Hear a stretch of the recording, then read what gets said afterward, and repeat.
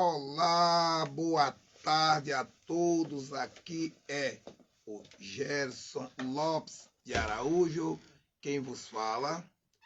Hoje o título desse trabalho é Um Quilombola Falando.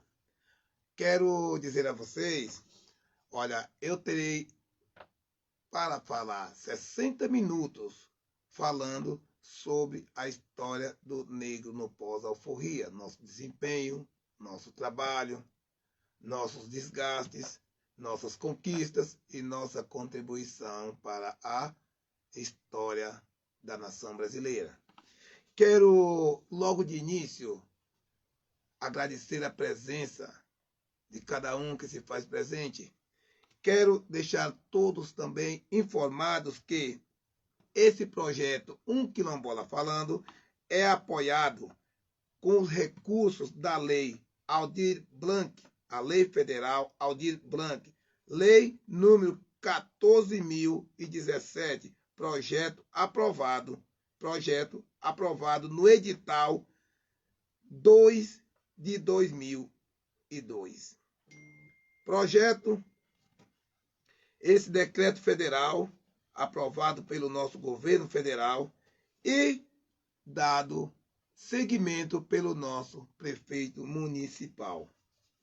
Cultura é cultura, história é história. E ambas junto é o orgulho da nação brasileira. E vamos lá, vamos nós.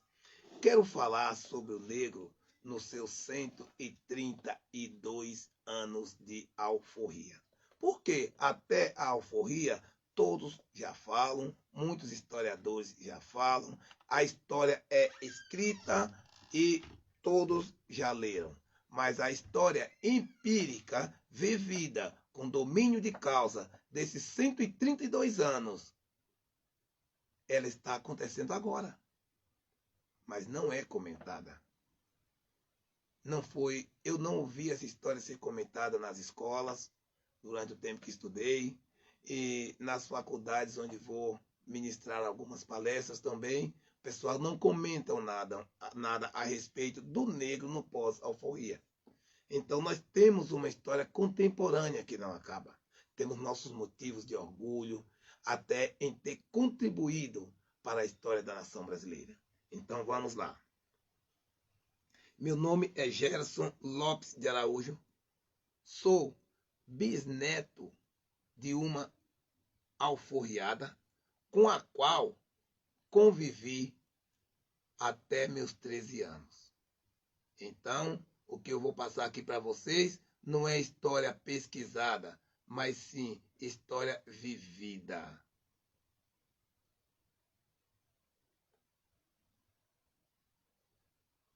Vou começar a falar para vocês sobre a identidade perdida. Os negros, assim que eram pregos, eram colocados naqueles navios e encaminhados para as Américas e outros países do mundo, outros continentes do mundo, eles perdiam sua identidade, perdiam seu idioma, perdiam suas famílias, perdiam tudo que eles tivessem, eles perdiam. Seus nomes, tinham que aprender uma nova língua, o nome tinha que entender o nome o qual estava sendo chamado. Por exemplo, aqui para o Brasil eles vindo da África, tinha que aprender o latim ou o português ou o espanhol, porque eles iriam ser vendidos para aqui. E aí eles tinham que esquecer que eram africanos, tinham que esquecer quem eram eles. Ao chegarem aqui no Brasil, ou em outras terras que chegassem, eles também já perdiam o restante, o que lhe restava. Eram seus amigos e suas famílias. Porque quem comprasse, vinha um grupo inteiro, famílias inteiras. Quem comprasse o pai, não comprava a mãe. Um comprava o pai, outro comprava a mãe, outro comprava o irmão, outro comprava a irmã, outro esposo, outra esposa, outro parente, desaparecia. E a partir dali eles iam formar uma nova história. Iam fazer parte de uma nova história e cada um ia ter sua história. Porque quem fosse viver ia reproduzir em lugares diferentes. E nunca mais aqueles que vieram junto iam se ver. E por essa questão foi que foi desenvolvido uma doença entre os negros chamada de banzo, que nada mais era do que depressão. Inclusive, eu escrevi no meu livro Relatos de um Quilombola, eu ainda escrevi assim: além de serem tratados como se fossem animais, ao chegar em terra firme, vinham os castigos mortais. Afinal, quem os comprava, um do outro separava, não se veriam jamais. Então, isso causou a morte de muitos negros. Muitos negros recusavam o alimento, enfraquecia e morria de fraqueza. Tiveram o martírio, sofreram muito, porque foram martirizados demais. Tá? A lei que podia os proteger, como por exemplo a lei Eusébio de Queiroz, só veio acontecer no dia 7 de novembro de 1831. Agora, você já imaginou de 1600, de 1530 até 1831, quanto eles sofreram? Quanto negro foi tirado da África? A África ficou devastada. E cada um para onde foi? E o que houve com cada um deles? Então, o que acontece? Só em 1831. Mas essa lei não foi respeitada, porque até em 1855 foi apreendido navios em Pernambuco carregados de negros. Você pode ver que nos dias de hoje, ainda se transporta. Coiote transporta pessoas clandestinas para outros países. Em 2020, em século XXI, em pleno século XXI. Agora, você já imaginou aí 400 anos atrás? 300 anos atrás, 200 anos atrás, acontecia, tranquilo, ninguém estava importando com isso. Então, mas logo em seguida veio a lei de ventre livre. Por que a lei de ventre livre? Porque antes da lei de ventre livre, as escravas, além dos escravos sofrerem tanto, eles eram tratados como fossem animais. As mulheres eram para reproduzirem. Reproduzir, cruzar, vinha lá, tinha lá um reprodutor, e muitos outros e muitas matrizes de reprodução, como se cria qualquer rebanho. Então, em 1831, no dia 24 de maio de 1871, aí veio a lei de ventre livre. A lei de ventre livre, tá? Os negrinhos que nascessem no Brasil não seriam mais escravos. Mas o que aconteceu com essa lei de ventre livre? Os senhores eram indenizados por 600 mil réis por cada negrinho que ele apresentasse que nasceu na sua fazenda, que não ia ser mais escravo, entregava para o governo. E, do contrário, o senhor explorava o serviço daquele negrinho até seus 21 anos. Mas isso aí pouco interessava aos fazendeiros lá do Nordeste, do centro do estado, dos sertões. Lá, não, para quem estava longe das capitais, longe da presença da lei, pouco interessava. Nunca eles viam isso acontecer. Aí vimos a lei do sexagenário. Opa, agora vem a terceira lei, vai ser bom. Em 28 de setembro de 1885, lei do sexagenário. Lei de... Opa, agora sim. Agora vai dar tudo certo. Não. Tornaria livre apenas os escravos acima de 60 anos, como se fosse uma aposentadoria dos dias de hoje. Mas isso aí, para acontecer, era só os que fossem nascidos nas fazendas. Os escravos que fossem comprados, eles tinham que trabalhar mais 3 anos para pagar o valor que foi pago para ele, por ele, através dele. O que foi investido para comprar ele era um investimento, ele tinha que trabalhar para pagar aquele investimento. Aí, finalmente, vem a Lei Áurea. Oh, que felicidade! Terminou a escravidão. Terminou a escravidão e sim, começou o martírio, o desprezo social. É aqui que eu vou falar do martírio, porque o martírio já vinha, né? Aí veio o martírio e continuou. Porque esses negros, assim que eles foram jogados fora da senzala, trocados sua mão de obra pela mão de obra imigrante, o que aconteceu com eles? Eles ficaram desamparados. Quem era escravos, urbano, fundaram as malocas nas áreas públicas, né? Fundaram as malocas, que depois passou a ser chamada favela, e atualmente é comunidade, está nas regiões mais periféricas da cidade. Quem era escravo rural, escravo de fazenda, eles ficaram livres e ficaram. Opa, agora vamos fundar o quê? Mocambo. Se amucambaram. O que é mocambo? Se apossaram de terras, das terras devolutas. Se apossaram das terras devolutas, terras do Inca, terra da União. Se apossaram ali e ali eles foram viver. E ali eles foram viver sem nenhum apoio, porque eles não tinham quem os recebesse. Houve muitos daqueles negros que foram aos quilombos, foram procurar abrigo nos quilombos, que são os quilombolas por inserção. Porque lá já existia quilombolas. Aqueles fujões que fugiam, não aceitaram a senzala, não aceitaram ser escravo, fugiam e eles foram para lá. E se foram aceitos lá. E aqueles que saíram daquela senzala e foram para lá, foram aceitos. E aqueles que ficaram nas fazendas, muito continuou na fazenda, mesmo sendo livre. Deixaram de ser escravo e passaram a ser agregado. Passaram a ser agregado das fazendas. E aqueles que foram morar nos mocambos tinham que vir trabalhar nas fazendas, a troco de qualquer preço. Porque eles, quando eram escravos, eles não tinham domínio do dinheiro, eles não entendiam nada de finanças, só comia e trabalhava. E já de repente joga o cabo na rua e fala, se vira. É como se você tivesse sua gaiola e o Ibama chegasse e arrebentasse a gaiola, soltasse o passarinho que você comprou no cativeiro. O que vai acontecer com aquele passarinho? Ele vai sair por aí, vagando, sem saber se vai encontrar uma lagarta para ele comer ou se vai encontrar um gavião para comer ele. Se ele vai encontrar um alimento ou se vai encontrar um predador. Foi isso que aconteceu com os negros. Os negros saíram sem saber o que encontrava da vida. E por isso muitos retornou a trabalhar nas fazendas, passaram a ser agregados do seu próprio senhor. Ele deixou de ter um senhor e passou a ter um patrão, que antes ele não tinha. Alforrias rurais, abrigos, mocambos, existentes, os amocambados, as terras devolutas, os alforriados, aglomeravam em áreas públicas, formando aquelas malocas. Inclusive, eu escrevi no meu livro um texto que eu escrevi das malocas de alguns lugares, que eu escrevi assim, que de barraco em barraco formaram grande favela, paralela aos grandes centros, ou vida pobre aquela. Lá são luzes do futuro, aqui barracos escuros, ou iluminada vela. Lá mansão, aqui viela, lá é parque, aqui buraco, lá é centro, aqui favela, aqui tudo enche o saco, lá é lazer do barão, aqui o enorme lixão, lá mansão, aqui barraco.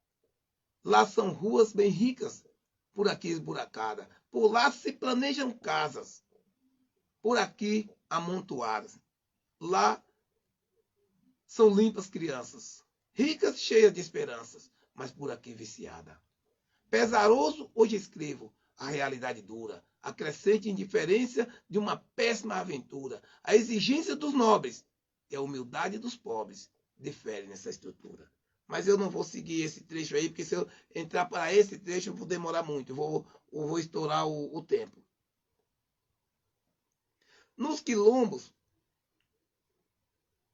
tem o anonimato, aí você vai ver a diferença entre quilombos e mocambos. Nos quilombos há o anonimato, o isolamento total, vivendo de planta, do plantio, da caça, da pesca, da alimentação silvestre, mantendo a africanidade, a filosofia, a distração, a religiosidade, honrando ao clã dos seus ancestrais, da sua ancestralidade. Praticamente um selvagem em solo brasileiro.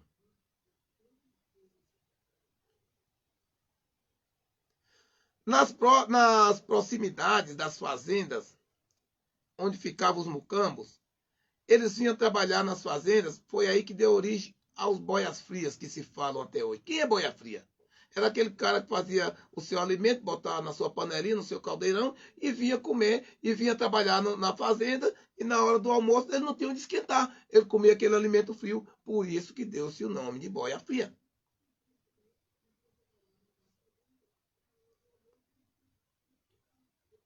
Eles tendo suas moradias, eles moravam naqueles matos, tinham suas roças, dali buscavam trabalhos.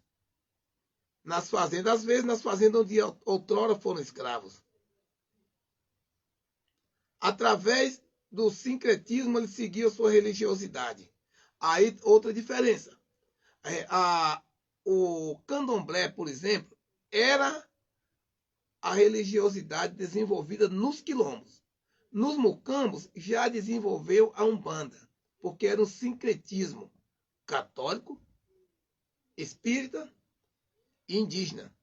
Já era uma africanidade moderna, já era uma brasilidade. Porque, para falar a verdade, a Umbanda não é africana. A Umbanda é brasileira, assim como a capoeira regional. É brasileira. Um trecho que poucos comentam foi a origem do samba. O samba, ele foi uma dança que ele nasceu dentro da senzala. Porque o samba já era desenvolvido na África. Muita gente não sabe, mas na África, quando nascia um filho de um guerreiro da África, ele era reverenciado. E era reverenciado com samba. Eles formavam como se fosse um samba, o samba de roda, né? Formavam aquele movimento deles, se concentravam, aqueciam seus instrumentos, inclusive um instrumento sagrado chamado jimbre, um atabaque sagrado que só tocava em momentos de solenidade, e eles tocavam aquilo ali e eles anunciavam ali o nascimento de um novo sambinha. Quando eles vieram para a senzala, eles continuaram com a mesma prática dentro da senzala. Eles continuaram com a mesma prática dentro da senzala. Mesmo no sofrimento, mas eles se alegravam, eles sambavam o samba de roda. Aí o que acontece? O pessoal tinha medo. Ninguém queria entrar lá dentro. E admirava como aquele povo sofria, trabalhava tanto e ainda tinha adrenalina para sambar. Aí foi isso aí que foi a chave que abriu a porta da senzala, de muitas fazendas. Inclusive lá onde ficou o meu pessoal, na Chapada Diamantina, na Bahia. Porque eles abriam a senzala para eles fazer aquele samba de roda, que eles não sabiam como que era, como é o samba de roda.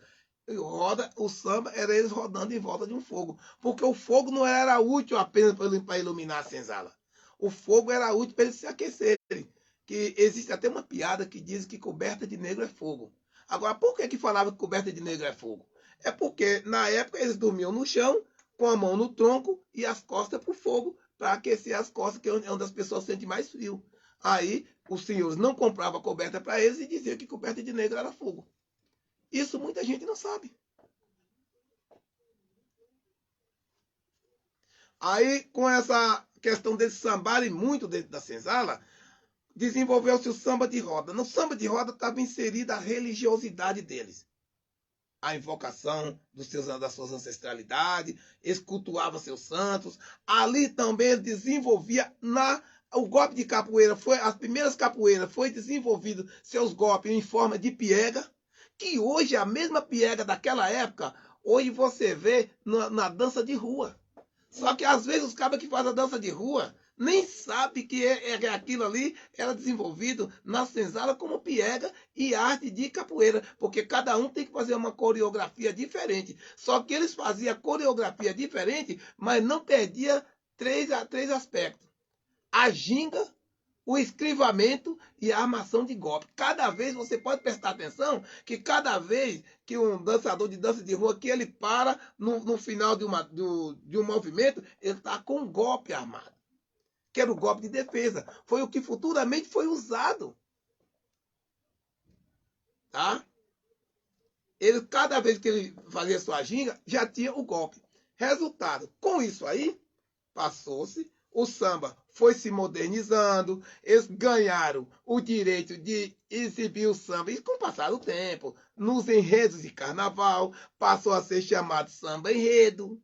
No samba enredo, rolava-se a mesma coisa. Tanto é que os negros, que onde desenvolveu o samba disseminou melhor foi no Rio de Janeiro. Os negros do Rio de Janeiro têm aquele caminhado mole deles. O pessoal chama o passo do malandro, porque cada passo é a armação de um golpe. Cada passo que ele dava era a armação da capoeira. Você pode ver que ele tem um movimento com o braço e a perna. Onde ele leva, na direção que ele leva a perna direita, ele leva o braço esquerdo. Quando ele leva a perna esquerda, ele leva o braço direito. Aquela ginga chama-se passe do malandro, que também já era usado no samba de roda. E já era usado também na ginga, que era a ginga do Negrão. Essa parte foi uma contribuição que muita gente usa e nem sabe. Que isso foi utilizado como defesa. Eles treinaram. Muita gente pensa que eles ficaram treinando lá no mato. Jamais eles iam treinar na roça, trabalhando lá e treinando capoeira na roça na frente de feitor. Onde é que feitor ia dar essa moleza para negro? Negro ficar brincando. É como se você enchesse uma sala de adolescente e estagiário para trabalhar e deixasse cada um no seu celular. Vai ter serviço quando? Nunca. Então eles iam deixar. Negro ia ficar gingando com feitor para todo lado olhando para eles? Não. Eles treinavam dentro da senzala, quando só tava eles e eles mesmos. Ali eles treinavam a ginga. Aí depois, quando as pessoas passavam, eles foram desenvolvendo com o samba. Hoje nós temos o samba de roda, hoje nós temos o batuque, hoje nós temos o samba de umbigada, o samba tradicional que ficou junto com o samba de roda, ficou o samba religioso. Hoje nós temos na cidade o samba enredo. Hoje nós temos na cidade, nos morros do Rio, nós temos samba de partido alto. Nós temos samba de Portela. Hoje, por que nós temos o samba de terreiro? Outro fator que o pessoal ignora. Muita gente tem o terreiro como se fosse macumba. Não. O terreiro era a frente da casa e o quintal era os fundos da casa. Por isso que nós temos o samba de terreiro e o samba de fundo de quintal.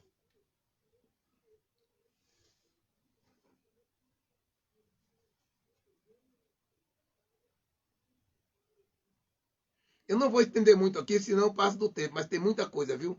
Eu vou passar aqui para frente. O Mocambo e os negros batizados tem uns fatores aí que muitos fazendeiros tinham a sua igreja na fazenda para batizar seus negros. Batizava seus negros e lá quando eles batizavam, o padre emitia um documento chamado batistério, que era um certificado de batismo que era em 3 vias. Tá? Era em 3 vias. Uma via ficava com o fazendeiro, outra via ficava na matriz da igreja, nos anais da igreja, e outra via era remetida para o Vaticano. Porque quando eles trouxeram o negro para cá, para o Brasil, eles trouxeram prometendo ao Vaticano que iria catequizar. Eles não trouxeram apenas para escravizar. O Papa Leão V e outros papas que sucederam ele permitia a escravidão, mas uma escravidão com um benefício de cristianização, cristianizar, de cristianismo. Era uma escravidão e catequese, para catequizar eles. Em troca do trabalho deles, catequizassem. Inclusive, existia até um nome muito pejorativo chamado Doce Inferno. Chamava a escravidão de Doce Inferno. Mas vamos para frente. Aqui eu vou deixar a história da vinda da África. Eu estou contando mais uma história vivida, viu, gente? É o que eu tenho domínio. A primeira geração dos alforriados, vou falar agora dos alforriados novamente, continuar falando, vou falar da geração deles. Os que foram alforriados, eles saíram pagãos e sem documentos das fazendas. Alguns saíram com batistério e outros sem documento algum. E eles nasceram, viveram e morreram indigentes. Nasceram, viveram e morreram e não existiram. Assim foi a minha bisavó. A minha bisavó morreu com mais de 100 anos e não tinha uma folha de documento. O meu avô, o genro dela, veio ter uma folha de documento com 94 anos, que meu pai levou ele na cidade em 1976, no mês de março, e tirou a certidão do nascimento dele, que é a padrasto do meu pai, e a certidão do nascimento do meu pai, e de 6 filhos. E por isso meu pai ganhou a certidão do casamento de graça. Uma família chamada Família Frota, família portuguesa, aí deram esses documentos para nós, que nós nem documento nós tínhamos. Até 1976, a gente seguiu os mesmos passos, porque quilombo é atrasado. No quilombo, a cultura fica lá, o progresso não chega e a cultura permanece. Então, para a cultura permanecer, o progresso não chega. E por essa razão, o povo ficou naquele atraso. Meus pais veio ter a primeira certidão de nascimento em 76. Ele e 6 filhos, e meu avô já com 94 anos de idade. Então, os primeiros não tiveram. A primeira geração nasceu e morreu. Essa é a nossa evolução. A nossa evolução veio a partir daí. A primeira geração nasceu e morreu indigente. A segunda geração teve certificado de batismo e teve uma certidão de nascimento, mas morreu analfabeto sem saber ler. A terceira geração já aprenderam a ler, tá? Fizeram até a quarta série e para isso já estava bom, porque naquela época quem tinha quarta série já estava bom. Meu pai é a terceira geração, mas meu pai não teve esse privilégio ainda de estudar. A quarta geração conclui o segundo grau, conclui o ensino médio e por aí ele já está bom. A quinta geração, sim, olha só, eu estou contando esses 132 anos. A quinta geração, que é a geração que está vivendo hoje, aí esse sim, esse concluiu curso superior, muitos fizeram curso superior, outros ainda estavam patinando, tentando fazer. No meu caso, eu sou a quarta geração, mas já tenho curso superior. Né? Mas existe pessoas da quinta geração que já estão na quinta geração e não tem. Então, o que acontece? A quinta geração concluiu o curso superior, aprendeu alguns idiomas, viajou para outros países e já faz parte da política brasileira. Para você ver quanto tempo nós estamos atrasados na história. Nos quilombos, as crianças que nascem lá nasciam por mão de parteira. Nascia por mão de parteira, vivia de caça e pesca e alimentando de raízes. Sofria muitas enfermidades, morreram muito com doença, uma doença que eles chamavam de mal de 7 dias, que não era nada disso, era uma infecção no cordão umbilical da criança, e a criança acabava morrendo. Nascia muita criança, mas morria muitas também, até a idade de 3, 4 anos, morria de desnutrição, morria de muitas doenças, de disenteria, morria de tétano, verminose, matava muitas crianças. Era assim, se você passasse dos 10 anos, você também passava dos 80. Isso é o que acontece com o pessoal dos quilombos. Porque seu corpo consegue anticorpos, você alimenta de tudo, não come química e você acaba se fortalecendo.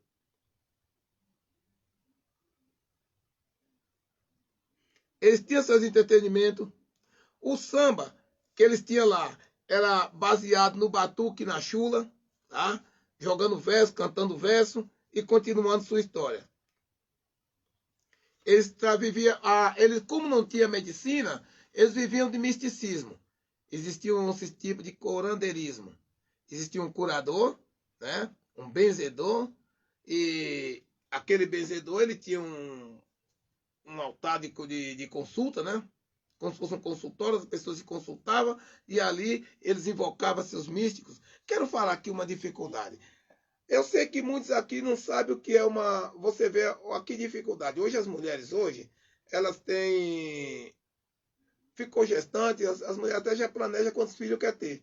Lá nos quilombos não era assim. Não tinha controle de natalidade. A casa enchia mesmo.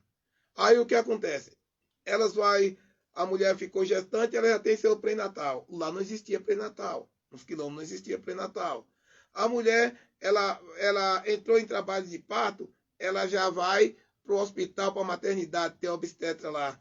Lá nos quilombos não existia parteira. Minha bisavó era parteira, minha avó era parteira. Na minha família, todo mundo nasceu por mão de parteira. A mulher, ela tinha suas técnicas, tá? Tinha suas técnicas. Até mesmo, olha, um fator que eu não sei se aquilo era ignorância ou se era inteligência. A mulher estava com a criança atravessada, por exemplo, de parto difícil, criança atravessada, elas pegavam a mulher e viravam de cabeça para baixo. Girava a mulher de cabeça para baixo. Porque como a mulher andava muito, a mulher não vai andar de cabeça para baixo, ela anda em pé direto. Então a criança já tinha aquele apoio no útero da mãe. Quando elas viravam a mulher de cabeça para baixo, quando a criança estava difícil de nascer, eles viravam a mulher de cabeça para baixo, de acordo com o labirinto que nós temos aqui no ouvido, ele, dentro do nosso labirinto, ele nos dá orientação espacial e nos orienta, nos informa que estamos sendo virados de cabeça para baixo. Aí a criança se movimentava para se equilibrar e pegar a posição de nascer. E nascia. Eu falo isso porque a minha bisavó era parteira, minha avó era parteira, minha sogra era parteira. Minha mãe ajudou em parto, mas parteira profissional, minha avó era, minha bisavó era, minha sogra era, todas lá nos quilombos, eram elas que ajudavam as crianças a nascer. Quando a criança nascia, eles tinham o quê? A mãe ficava com a criança ali, elas ficavam tomando garrafada, tratava todo mundo com remédio de raiz. Nós conhecemos lá no mato o que é remédio, o que é alucinógeno, o que é laxante, o que pode fazer bem e o que pode fazer mal. Identificamos a água lá naqueles matos através dos peixes que tem. Se tiver peixe de flor d'água, pode beber que a água é limpa, porque o peixe de flor d'água, tipo a piaba, o piaba, curimbatá, o peixe de flor d'água, ele é sensível. Qualquer sujeira ele morre. Agora, se só tem traíra, só tem bagre, só tem jundiá, só peixe de lama, essa água pode estar contaminada, o peixe está lá na lama, ele é resistente. É como se você fosse comparar um tatu com um passarinho que anda aqui com um coelho. Um coelho não vai entrar em buraco. Ele, qualquer falta de oxigênio, já está morrendo. Um tatu já suporta. Do mesmo jeito, a gente tem essa experiência de matos.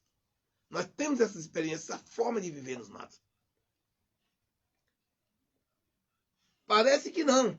Mas esses 130 anos de Lei Áurea nos ensinou muita coisa.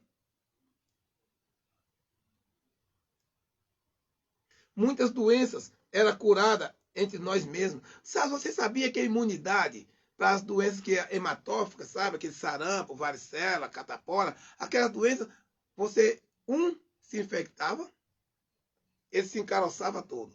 Quando aquele caroço estava maduro, né? Estava só o pus, chegava aquelas pessoas que estavam saudáveis, que nunca tinham tido a doença, cortava um pouco na pele, exprimia. Aquilo parece ser uma imundícia, não. Não, era a única chance. Para imunizar, exprimia na carne daquela pessoa e costurava. Ali imunizava aquela pessoa. A pessoa era imunizada com os vírus mortos. Hoje eu estou vendo as pessoas sofrendo com essa questão dessa vacina. Quero até falar sobre esse tema. Durante o período dessa pandemia, eu trabalhava na prefeitura.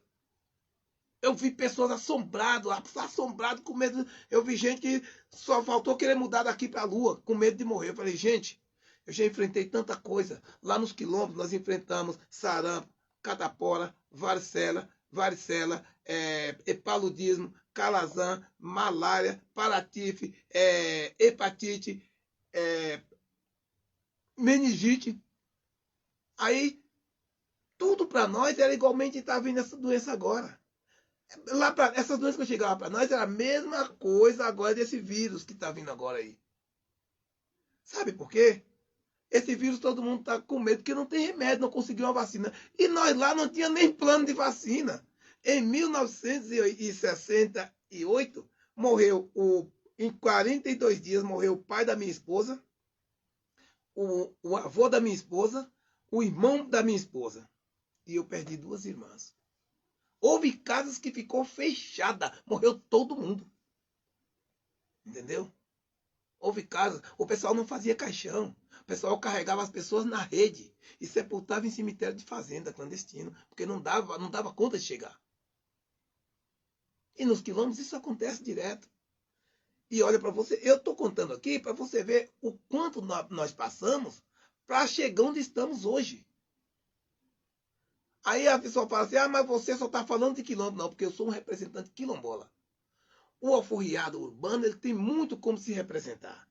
O alforriado urbano, mesmo se ele nasceu ali numa favela, mas ele sabe que aqui é centro de cidade, ele tem uma escola. Agora, quem nasceu nos quilombos, nem na cidade ele ia. O meu pai, a primeira vez que ele foi na cidade, ele tinha 19 anos.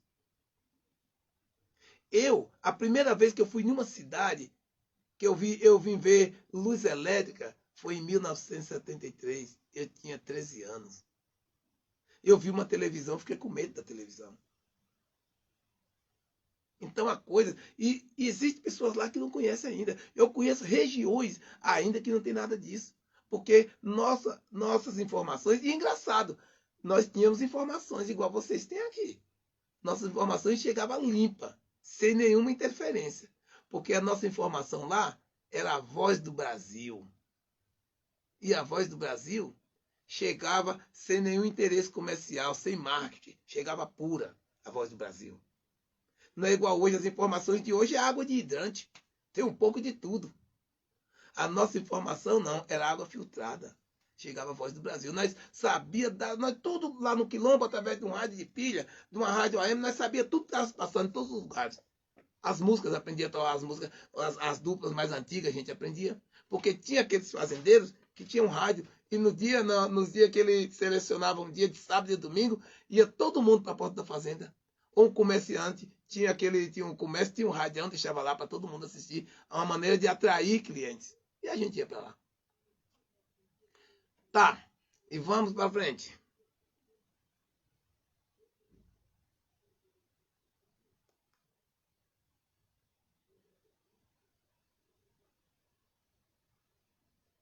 Eu não vou falar aqui de outras doenças, como por exemplo, naquela época eles enfrentaram as doenças hematóficas, febre amarela e essas outras doenças. Mas depois disso, até praticamente ontem e hoje está acontecendo. Estamos enfrentando muito nos quilombos a doença de Chaga.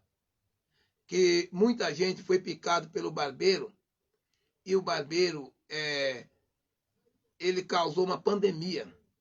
Como se fosse essa pandemia que nós estamos enfrentando aí desse coronavírus. Lá nos quilombos é o barbeiro, a doença de Chaga que mata. Inclusive da minha família já morreu, muita gente com doença de Chaga. Eu tenho doença de Chaga, perdi um irmão com doença de Chaga, minhas irmãs têm doença de Chaga. Meus cunhados morreram, já 3 com doença de Chaga. Minha sogra morreu com doença de Chaga. O tio da minha sogra, irmão da minha sogra, irmão, olha, é muita gente nos quilombos, mata demais. A doença de Chaga, porque o pessoal faz aquelas casas caipira, ou chamado casa de pau a pique, casa de taipa, que muitos chamam, e aquele barro ele instala e os barbeiros escondem ali dentro, e ali ele pica as pessoas e acaba ele contaminando as pessoas com parasita do Trypanosoma cruzi. E a pessoa acaba sofrendo. Então eu tenho, e muito. Olha, a morte por doença de Chaga, para nós, já é uma morte certa. Por isso que quando eu vejo o pessoal apavorado com outras coisas, outros tipos de doença aí, com medo de morrer, eu não tenho medo. Porque a gente já sabe que isso vai acontecer. Para começar lá no quilombo, nós não somos aquela pessoa conformada, mas nós sabemos que a morte é tão natural quanto o nascimento. Morrer para nós é tão natural quanto nascer. Nós não queremos sofrer acidente nem morrer de morte violenta, mas a morte natural para nós é tão normal quanto nascer. Tanto é que lá no quilombo nós não chamamos a morte de morte, nós falamos uma viagem. Se você falar com qualquer pessoa lá que está numa certa idade, ele fala, é minha viagem. Tem pessoas lá que se preparam para a viagem dele. A minha avó, ela tinha guardado em casa a linha que eles usavam para fazer um cordão, que eles marravam na cintura, chamado cordão de São Francisco, né? Que é tradição nossa lá, né? Porque muita gente não conhece, tradição nossa. O que era para despesa do enterro deles, eles tinham. Eles falavam, guardavam que era para dar o almoço a quem fosse levar ele para a viagem dele. É normal. Aceitamos lá, como não temos o medo, aceitamos como uma coisa normal a viagem. Sabe por quê? Porque o quilombola tem aquela esperança de encontrar os seus ancestrais que foram antes deles, quando eles se despediam. Eu falo para vocês e vou vir aqui mais para frente, vou trazer mais coisas aqui.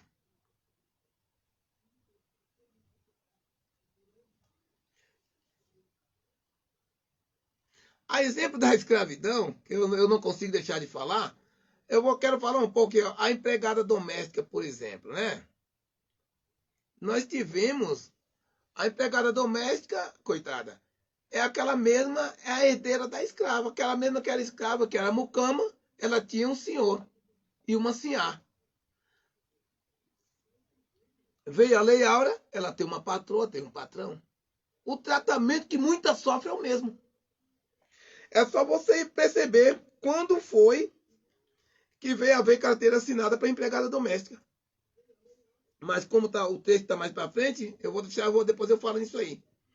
A exemplo da escravidão, as reservados, estão reservados apenas os cargos, os piores cargos de submissão. Por que o negro está mais em cargo de submissão?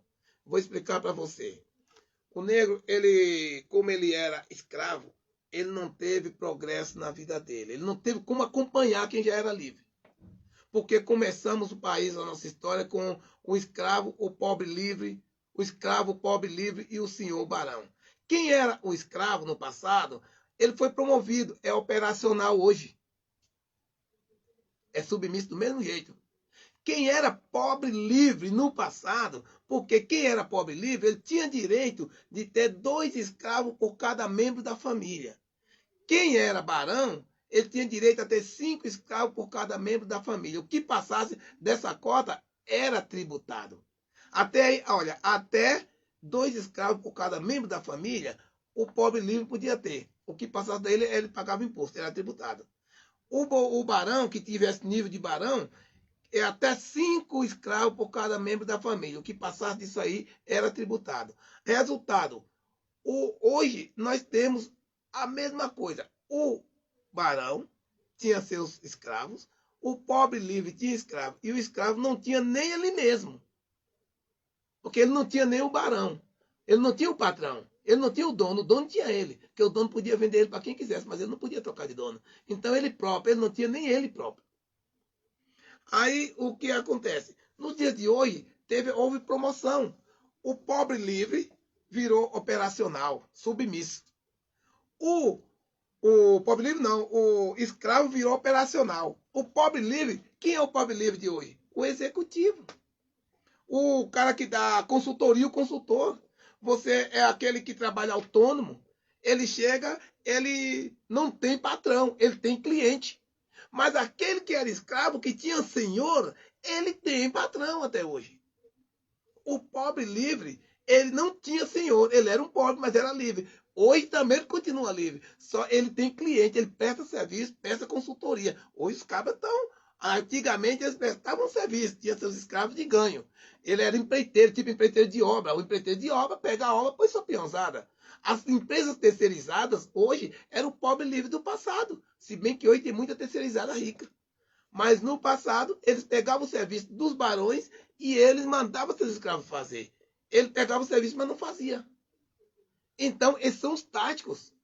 No caso, o operacional era o escravo, é operacional. O tático era o pobre livre. E o barão é o estratégico. O barão do passado é o estratégico de hoje. Sempre aquele que manda fazer. Eu quero feito. Manda fazer. Ele passa para o tático repassa e manda os operacionais fazer. Isso é a mesma coisa do passado. Todo mundo foi promovido, mas aquele que era escravo está sempre atrás. Sem falar para você que os piores serviços ainda continuam reservados ao preto, devido à sua falta de estrutura. Você olha, nós somos 52% de negros. Qual é a nossa taxa, a nossa cota nos cargos de privilégio? Nós somos 52%? Não somos. Qual é a cota que tem de negro no Congresso? Quantos senadores negros existem? Dos 83 senadores. Quantos deputados negros existem? Dos 513 deputados. Quantos prefeitos... Aí, à medida que vai diminuindo, vai baixando o cargo, a hierarquia, aí vai tendo espaço para o negro. Você sabe o que tem muito negro? Muito negro é prefeito e vereador.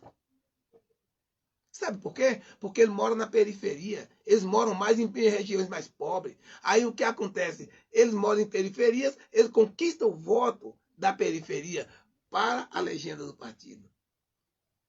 Entendeu? Eu falo para vocês, você filia a um partido, você quer ver se não existe ainda essa discriminação? Filia-se a um partido e chega lá, se oferece para ser deputado. Peça uma legenda para você ser deputado. Você é um da periferia, eu. Sabe o que ele vai dizer? Ah, não, o seu conhecimento é pouco, sua divulgação. Vai inventar qualquer desculpa. Agora, se eu me oferecer para vereador, tá demais. É moleza. O partido quer, porque eu vou conquistar o voto da periferia para vocês. Eu falo isso que eu tenho visto, eu conheço mais. Eu não vou nem mencionar.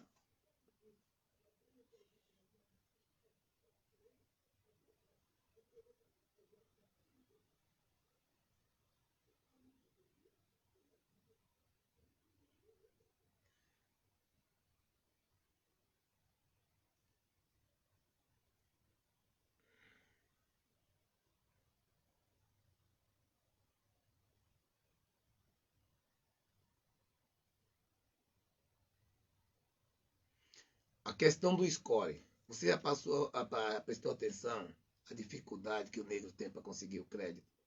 O salário dele é menor. Porque ele sempre procura a faculdade mais popular. Quando consegue fazer uma faculdade, ele não consegue. Já imaginou? Será que você pega um cabra aí que ganha 2 salários mínimos, 1,5 salário, 2 salários mínimos, um filho dele consegue estudar numa faculdade, numa faculdade que ele pode apresentar um diploma e seja orgulho? Não, ele vai procurar uma faculdade mais popular. E aí, meu amigo, quando ele vai oferecer, vai concorrer com alguém, as empresas vão pegar aquele que tem um diploma, um currículo que chama atenção. Até o estágio para ele é difícil. Até o estágio para ele é difícil.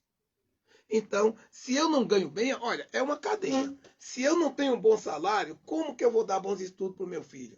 Como que eu vou poder pagar uma boa faculdade para o meu filho? Não vou poder. Meu filho vai fazer até segundo grau e já era. Aí o que acontece? Quem vem de uma família tradicional vai fazer um curso administrativo ou no máximo, no mínimo, quem vem do nível, eles vão se encontrar. O máximo que o pobre pode fazer, principalmente em pobre, estou falando negro, aquele que era escravo, que foi promovido da escravidão, pode fazer, chegar a tecnólogo. Aí ele faz um curso para ser um bom funcionário, um bom empregado, um bom prestador de serviço. Enquanto quem estava acima dele faz um curso para ser o bom patrão, o bom aplicador, o bom investidor. O pobre poupa, o rico investe. Essa é a grande verdade.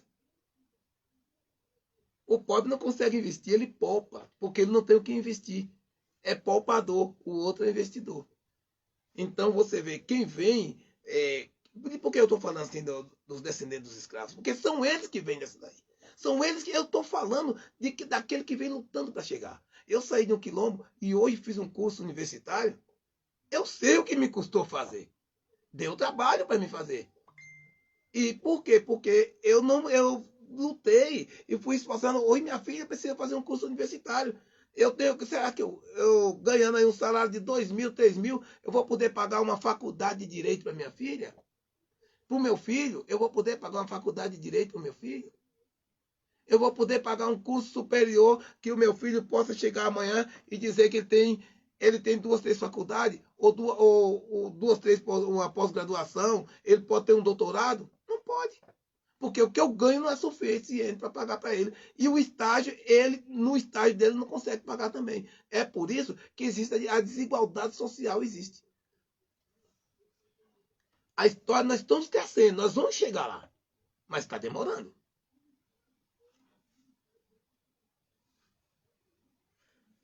Até para o empréstimo, nossa renda é menos. Eu tentei comprar um carro, eu sei a dificuldade quando eu chego numa agência para comprar um carro. Meu nome está limpo.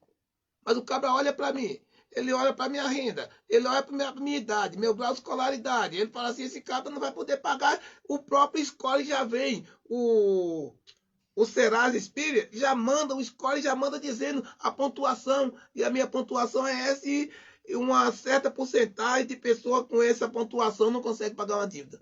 E pronto, já era. O cara fala: se não consegue pagar, eu não vendo.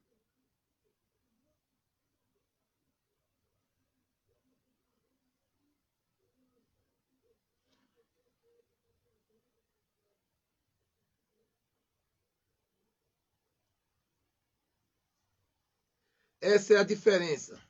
E vai estar continuando. Nós vamos trabalhar, vamos lutar, está melhorando, mas precisa melhorar muito ainda, porque está se arrastando. Porque cada lei que vem no nosso país não se preocupa com a gente. Não se preocupa com a gente. Eu cheguei numa faculdade para ministrar uma palestra e eu procurei quem conhece cidade norte-americana. Apareceu uns 10%. Procurei quem conhece cidade europeia, apareceu mais uns 8%. Quem conhece cidade indiana, todos apareceu. Quando eu procurei quem conhece uma tribo indígena, 4 pessoas só conhecia. E foi numa universidade. E era uma palestra para formandos em pedagogia. Aí, quando eu cheguei, procurei quem conhece cidades. Quem conhece um quilombo, só o professor de história conhecia. Olha, gente, a nação brasileira começou com o índio, o branco e o negro. O índio já estava, o branco chegou e em seguida trouxe o negro. Então o negro é uma das peças do tripé da nação brasileira, que sustenta a nação brasileira. Mas o que acontece? Essa peça está esquecida, porque ninguém conhece. Ninguém conhece essa situação. A gente está lá, ninguém sabe que a gente existe. Então, se as universidades não têm incentivo, tem pacote de viagem para ir para qualquer país, para viajar o mundo inteiro, mas não tem viagem para dentro do seu próprio país para conhecer os quilombos. Procura hoje os universitários de hoje, quantas comunidades quilombolas existem com reconhecido no país que eles não sabem. Agora, se você não sabe que existe, olha, como que eles vão saber que existe você? O meu desejo, o meu objetivo seria, se eu tivesse o patrocínio adequado, eu fazer mapeamento dos quilombos de cada estado, para me inscrever uma cartilha com o título de Quilombos Brasileiros. Começar um capítulo quilombo paulista, outro quilombos mineiros, outros quilombos do Rio de Janeiro, outros quilombos do estado da Bahia, outros quilombos do Paraná, quilombos do...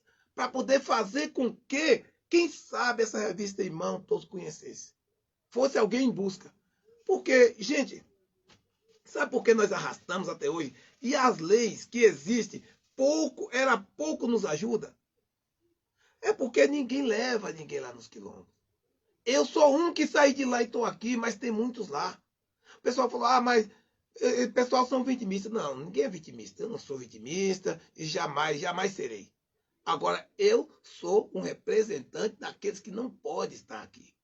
Eu vim para aqui, saí do quilombo, eu vim estudar aqui em São Paulo, vim trabalhar em São Paulo. Quando foi em 2001, comecei a estudar, estudei, parei, voltei, recomecei em 2012, concluí a minha faculdade. Em 2009 eu escrevi um livro, O Relato de um Quilombola, que foi publicado pela editora Luzeiro, feito lançamento na Faculdade Zumbi dos Palmares.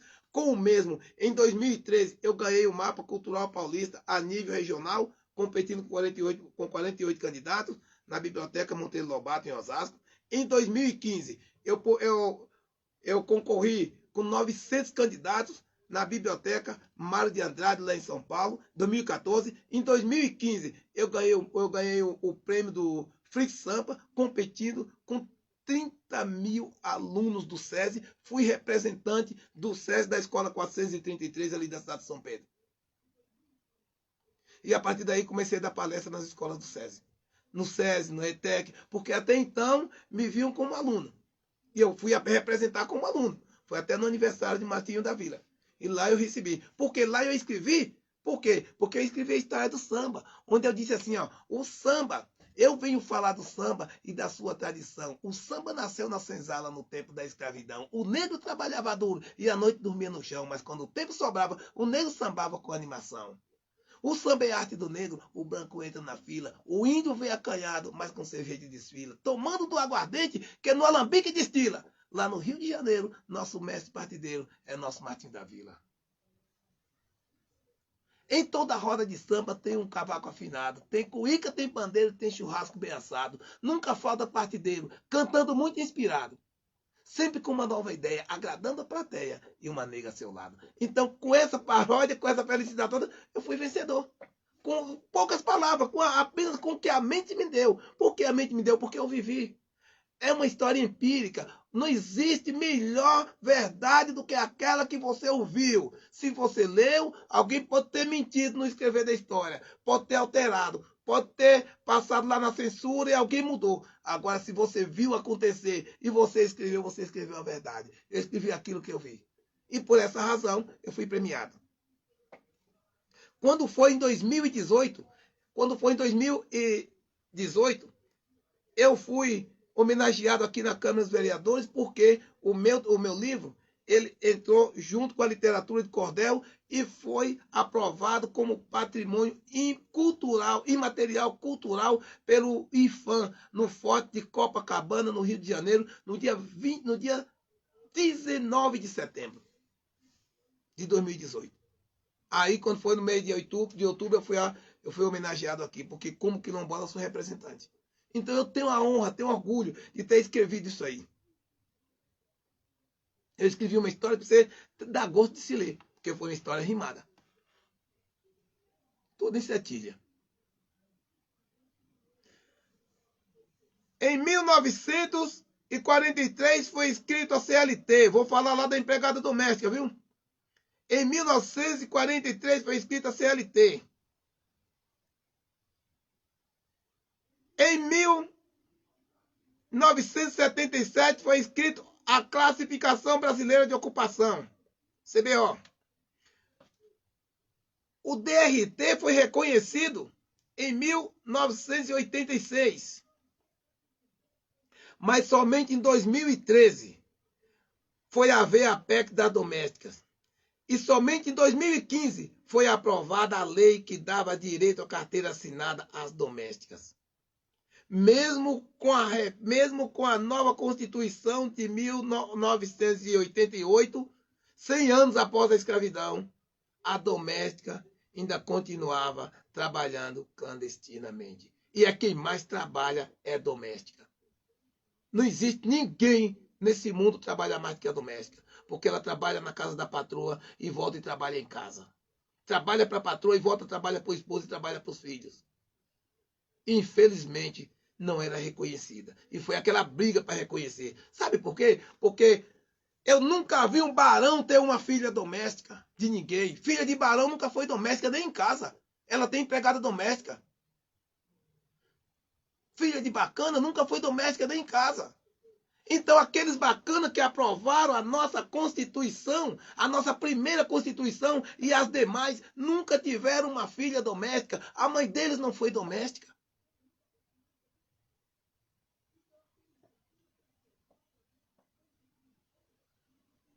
Quando aprovaram a Constituição brasileira, não levaram, quando criaram as leis constitucionais em 1891, não existia lá um escravo ou uma escrava contando sua história para sensibilizar os senhores guardiões da nossa Constituição, os criadores da nossa lei. Existiam alguns abolicionistas ali, nem os abolicionistas estavam mais ali. Sabe por quê? Porque eles já estavam felizes por ter recebido a abolição, ter visto assinada a lei áurea. Estavam tão empolgados que não perceberam que os caras estavam assinando, que os caras estavam assinando a Constituição brasileira. E que estavam planejando querer receber indenização pelos escravos que perderam. E só não receberam porque existia ali um cabra inteligente chamado Rui Barbosa, que mandou queimar todos os documentos referentes à entrada de negros nos portos brasileiros. Essa última queima de documentos aconteceu em 1906.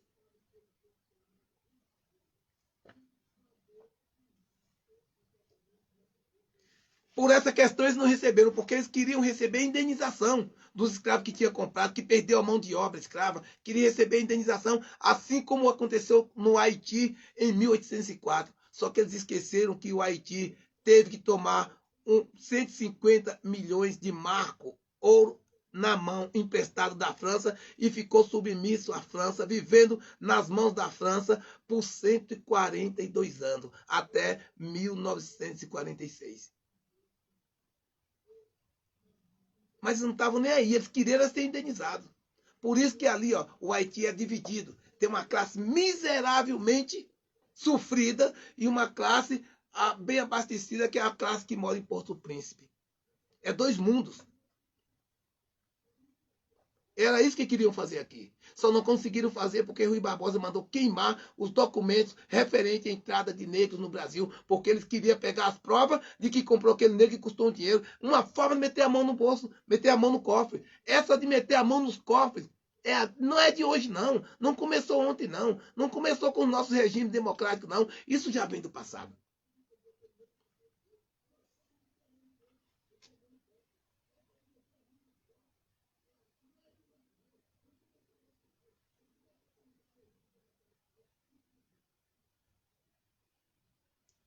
Nós temos, olha, existem uns fatores aqui, como por exemplo, a discriminação, o racismo.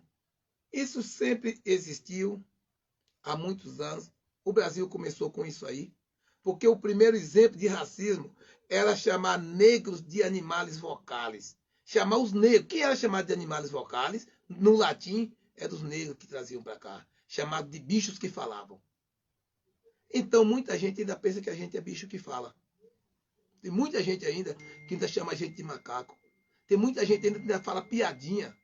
E eu acho até um pouco lamentável, porque alguns negros entram nessa piada, entram nessa gracinha.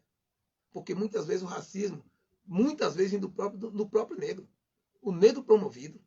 O negro promovido, ele acaba pisando no seu irmão inferior. Ele consegue uma promoção e ele já se sente o cara. Porque no passado, quem agredia, quem espancava os negros não era o branco, não. Era o próprio negro, era um negro mais forte, um negro maior. Ele é privilegiado para cuidar dos outros negros. E isso ainda acontece até nos dias de hoje. Viu? Até eu falo isso, eu sou negro. Já trabalhei com muitos tipos de pessoas, eu conheço isso, já ouvi muito isso, já ouvi muitas piadas. Às vezes, quando fala diante de mim, eu falo: olha, acho melhor você, se você não tem uma história, eu tenho. Então me respeite e respeite a si próprio. Porque muita coisa que acontece com o nosso povo é porque o nosso povo não sabe nem protestar. O nosso povo vai protestar e já quer protestar quebrando tudo. Não adianta você cometer um crime para justificar outro, não existe isso aí. E é o que mais acontece. Fala: olha, então eu não vou nem entrar nessa questão de racismo, de preconceito, de exclusão, porque aqui, ó, olha, nós temos o preconceito no Brasil. O preconceito, ele é um preconceito velado, mas nós temos, todos têm preconceito, não adianta. O caba fala que não tem preconceito. No país do medo, o povo anda com medo, tem medo de ser assaltado, tem medo disso, daquilo, e o cara já olha naquele que ele acha que vai causar alguma coisa. E se for um negro, então é aí que o cara fica mais assustado. Que isso já é uma raiz do passado. Mas eu tenho visto, eu sei, eu já ando, eu já informo meus filhos, meu filho, vamos andar de forma que não cause essa suspeita. Que até mesmo porque eu já trabalhei num certo setor de segurança e uma das provas de gabarito que me deixou indignado foi dizer como identificar o elemento suspeito. E o elemento suspeito, ele é identificado pelos aspectos gerais. Aí você pega um coitado do negro que vem lá todo desorganizado, todo sujo, um negro mal arrumado, um negro que vem da roça, do meio do mato, assustado, tem medo de gente. Ele não tem um comportamento que atrai ninguém. Só depois de muito tempo que ele vai confiar, porque ele já espera ser agredido, ele já espera ser sacaneado pelas pessoas. Porque é isso que acontece. Já vi isso aí. Já passei por isso. Eu estou aqui em São Paulo há 30 anos, 31 anos. Não cheguei ontem, não. Eu sei o que já vi acontecer. Eu só nunca me entreguei porque eu sempre lutei para chegar lá. Eu sempre sou aquele cara falando: eu chego. Eu não sou aquele que você pensa que eu sou. Eu vou te chamar, você vai se chamar de mentiroso, porque eu quero chegar, quero provar que eu não sou aquele que você imagina que eu sou. Mas não fique pensando que as coisas foi fácil. Chegar aqui onde eu cheguei não foi fácil. E nem todo mundo tem a coragem que eu tenho. Tem pessoas que se entregam. Tem pessoas que deixa para lá e desistem. Existe negro, porque o negro existe dois parâmetros,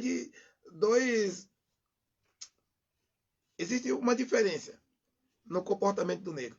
Existe aquele negro que é cabeça baixa, sim senhor, não senhor, e existe aquele negro que fala: qual é a tua? Qual é a tua? Porque o que você viu em mim? O que aconteceu? Então o que acontece?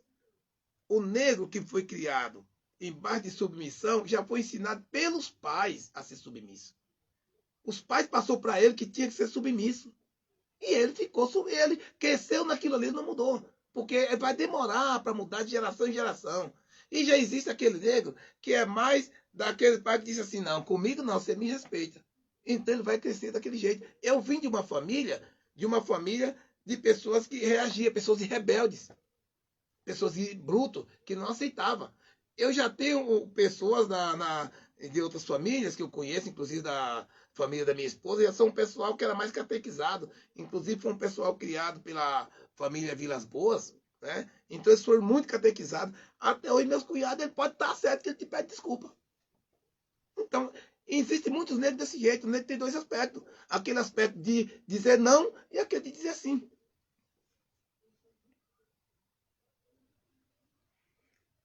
Nós temos aí as leis 7.716, a lei 10.689 e a lei 12.711, que foram criadas em vão.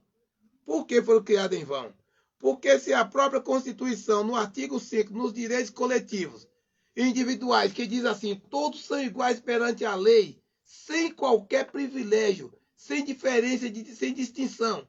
Então, nós não precisamos de outra lei para fazer com que aquela lei cumpra. Se está existindo outra lei, é porque não cumpriram aquela. Basta você cumprir o artigo 5 dos direitos coletivos da Constituição brasileira, que é onde que diz que todos são iguais perante a lei. Só basta você reconhecer que o artigo 1 do Código Penal, que diz que crime, tudo aqui, não há crime sem uma lei que o defina. E nem uma condenação sem a devida combinação em lei, que você vai saber que você não pode cometer um crime. Não há crime sem uma lei que o defina. Se você cometer, errar, você vai pagar, porque a lei está dizendo que crimes são os atos do homem contrário à norma legal. Ou crimes são as atitudes do homem que infringe a lei. Ou crimes são as ações contra a norma escrita. É como você quiser entender aí, né? Mas tudo acaba na mesma frase.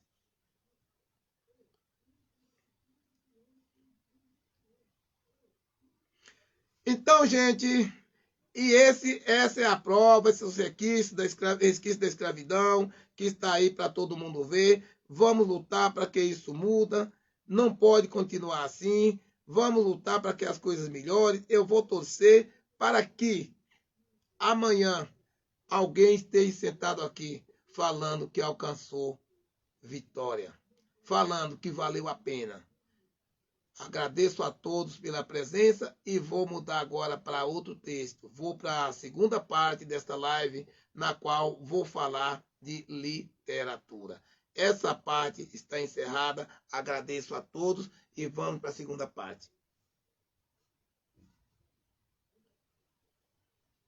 Solicito aqui a presença do meu técnico para nós mudar aqui.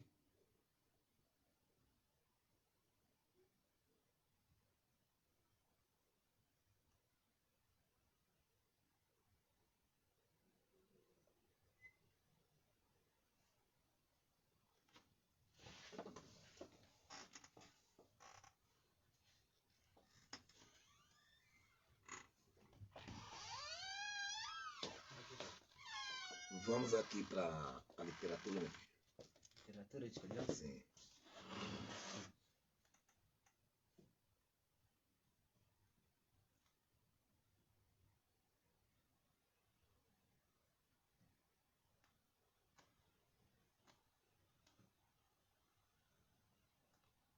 Essa playlist? É.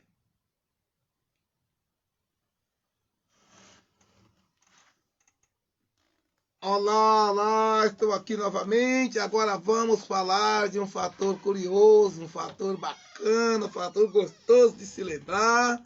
Vamos falar agora da literatura. Literatura brasileira, hein?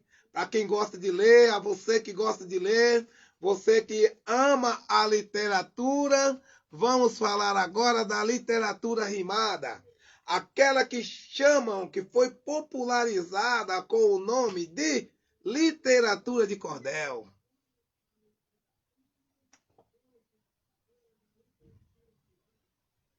Aí, para começar, eu começo dizendo assim, olha.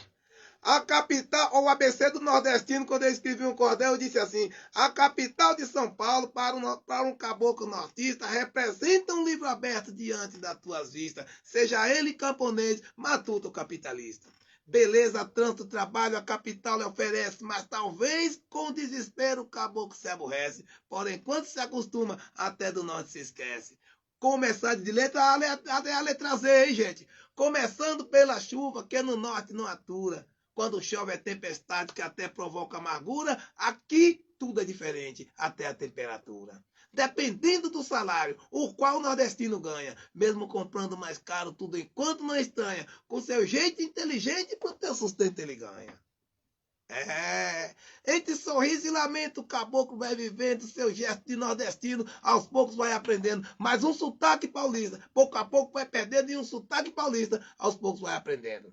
Fora daquele Nordeste é diferente o salário, mas nas agências de emprego são rigorosos os horários, quanto às ordens dos patrões e os serviços temporários.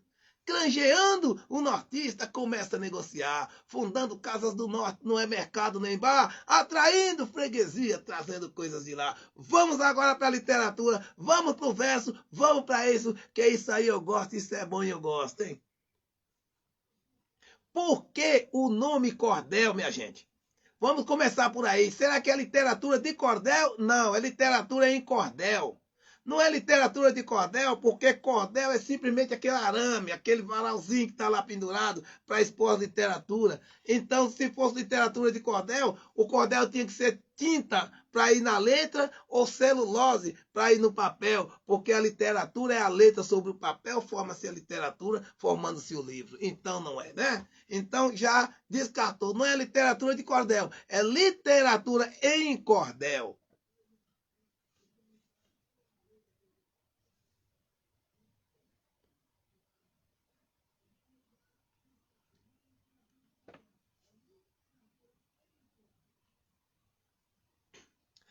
A origem do cordel, muita gente, existe aí muito comentário sobre a origem do cordel. Todos nós sabemos que esses folhetos foram impressos e vieram da Europa. A região de Portugal, Espanha, daquelas regiões de lá vieram os folhetos de cordel, que era chamado folhetos em barbantes, folhetos pendurados em barbante, que era exposto, porque o cordel é aquele barbante exposto que é para expor as obras de literatura. Entendeu? Você via daquela forma.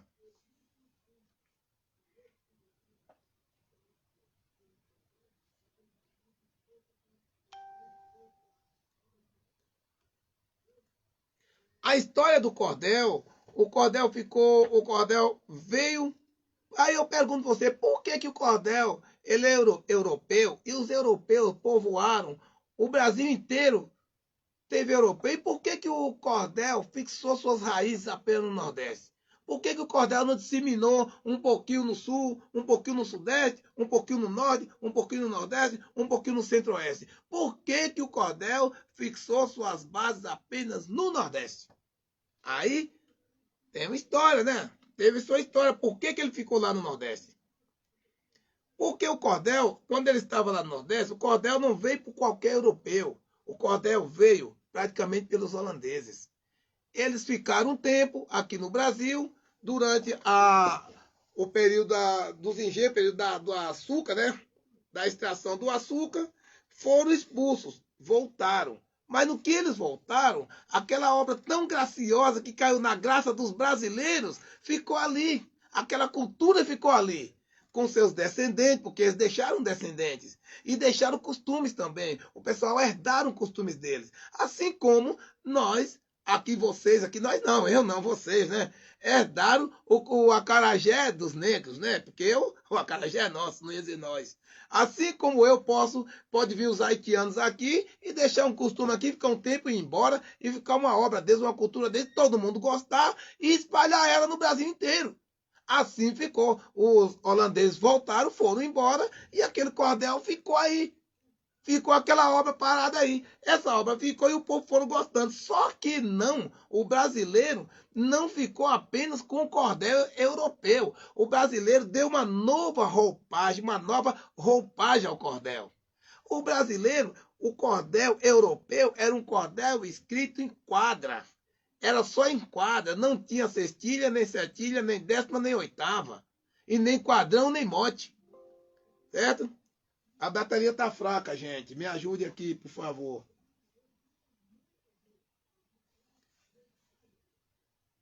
Minha bateria tá acabando. Me ajuda eu.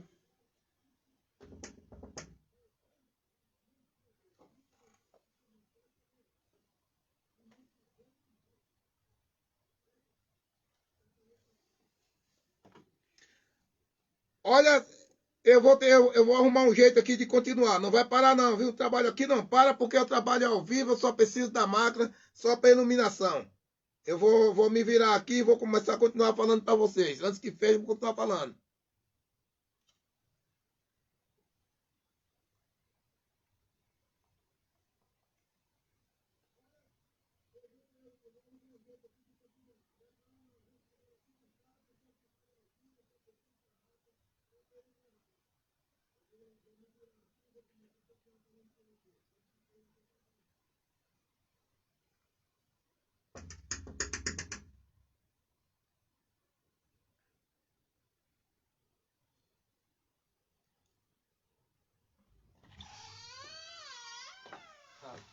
Me acha aqui o PowerPoint aqui, Abraão. Ele tem aqui? Não você aparecer não, meu filho.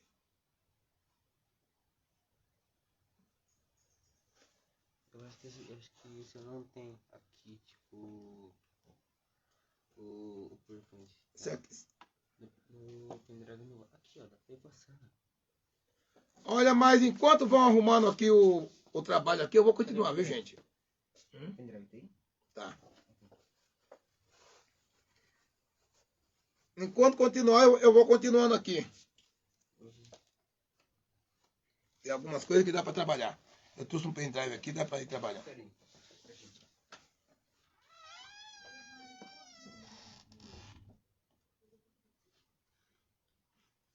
Então aí, como eu vou falando sobre a história do cordel, aí nós tivemos o cordel brasileiro e o cordel foi ganhando roupagem. Ele não ficou parado. Aqui no brasileiro foi criado a cestilha. Os brasileiros deram mais nome ao cordel, porque o cordel, lá na Espanha, lá em Portugal, os escritores, os poetas de lá, ficavam na porta dos castelos para escrever poesias como se fosse um correio elegante, como se fosse vendedor de cartão de Natal. Você comprava um folheto e ele escrevia o que você quisesse. Era usado muito para conquistar pessoas funcionárias, para casar os namorados, pessoas enviar como se fosse. Eles compravam um cartãozinho, um folheto na sua mão e você escrevia as rimas que ele quisesse. Falta 10 minutos ainda. Tá. Escrevia as rimas que ele quisesse e enviava para lá. E no que enviasse para lá, ele já recebia. Então, hoje em dia, o cordel é diferente.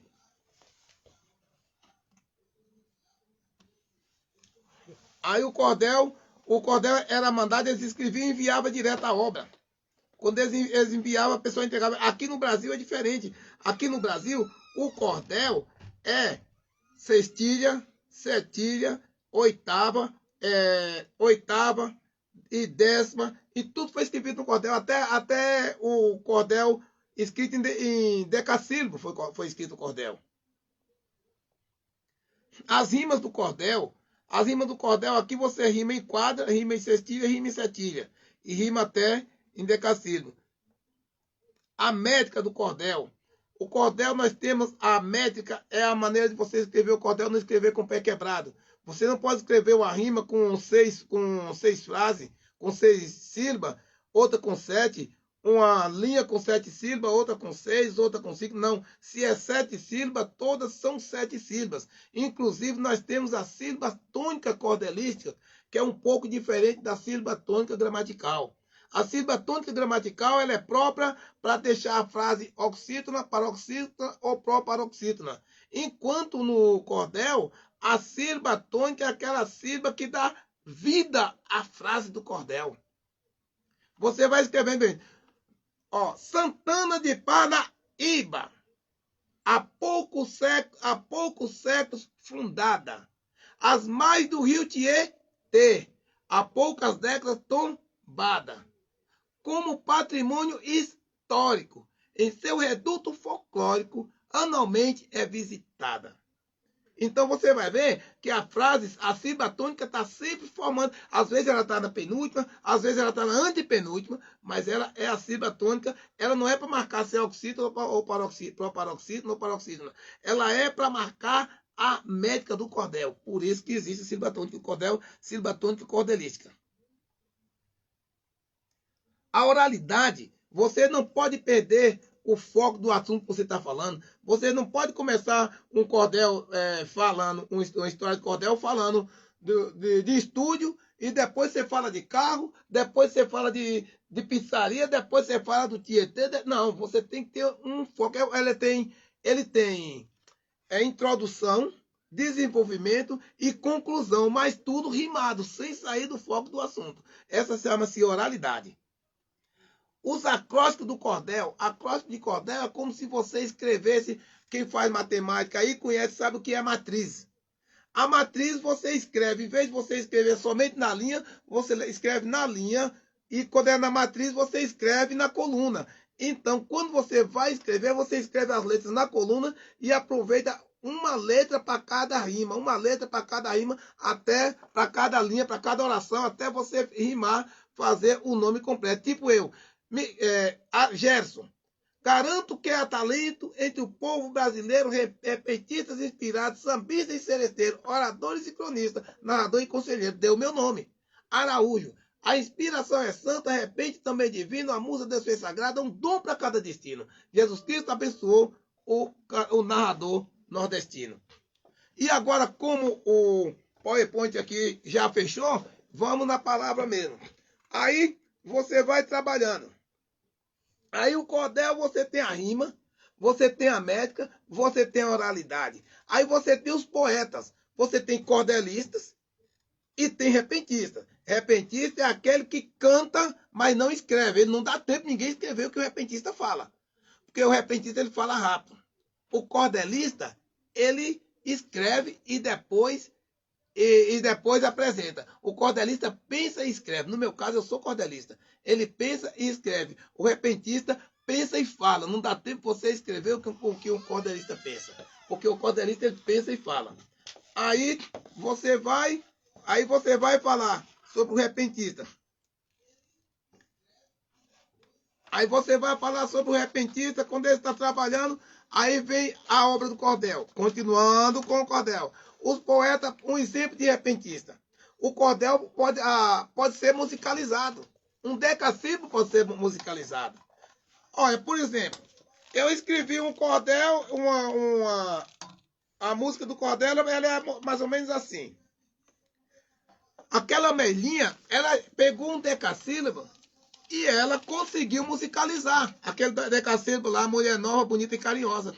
Quando ela escreveu, numa luta de gregos e troianos, Aurelina, mulher de Menelau, conta a história de um cavalo de pau, que acabava uma guerra de 10 anos.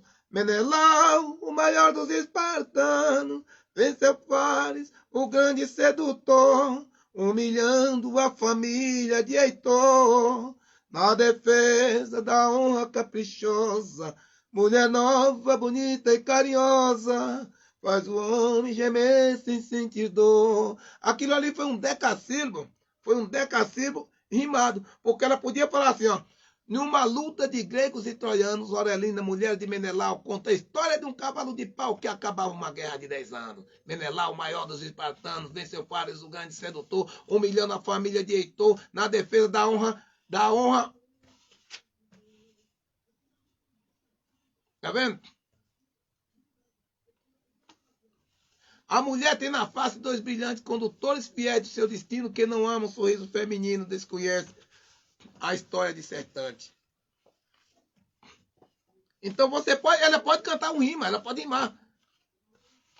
Menelau, o maior dos espartanos, venceu Fares, o grande sedutor, humilhando a família de Heitor, na defesa da honra caprichosa, mulher nova, bonita e carinhosa, faz o homem gemer sem sentir dor. Virgulino Ferreira, o lampião, bandoleiro da selva nordestina, sem temer a perigo nem ruína. Foi o rei do cangaço no sertão, mas um dia sentiu no coração o feitiço atrativo do amor. A mulata da terra do Condor dominava uma fera perigosa, mulher nova, bonita e carinhosa, faz o homem gemer sem sentir dor. Você percebeu que aí tem até o mote?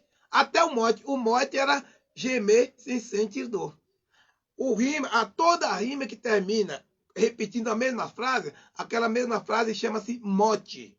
Então ela terminou com mote. É um decassílabo encerrado com mote. Mas foi musicalizada uma música romântica muito linda.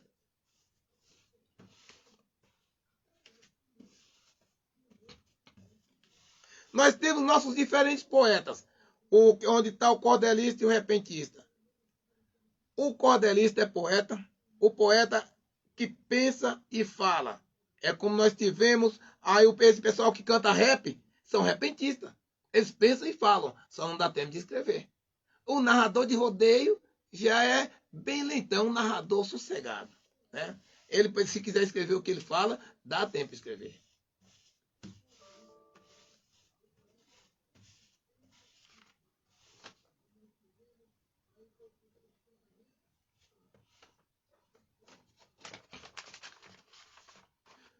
Aí você vem. Nós tivemos o cordel lá no Nordeste. O cordel sempre desenvolveu e ficou no Nordeste, não parou. Encerrou na hora e meia, foi?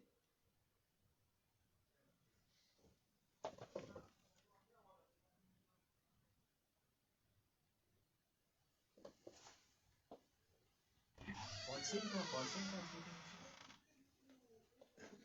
Será que eu posso puxar um pouquinho mais uns 10 minutos para terminar? Pode. Puxa mais uns.